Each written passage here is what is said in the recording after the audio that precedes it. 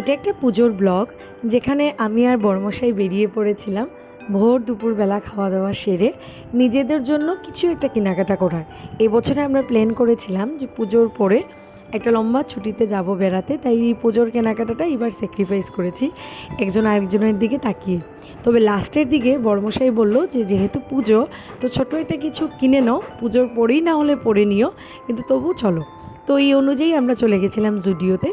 গিয়ে টুকটাক দেখাশোনা করছি, কিন্তু জানি না কেন ঠিক পছন্দ হচ্ছিল না। জুডিওতে আমার যতটুকু সম্ভব মনে হয় যে আমাদের কুর্তির কালেকশন ভালোই আছে, কিন্তু বাকি সব ওই ইয়াং জেনারেশনের জন্য।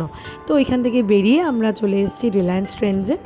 সবচেয়ে ভালো ছিল যখন ম্যাক্স ছিল না শিলচরে, তখন আমার বেশ অনেক কিছুই পছন্দ হয়ে যেত।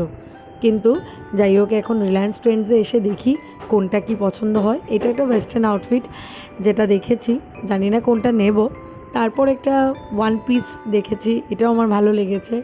তারপর দুই একটা আরও কিছু দেখেছি, এখন জানি না কোনটা পছন্দ হবে, কোনটা নেব।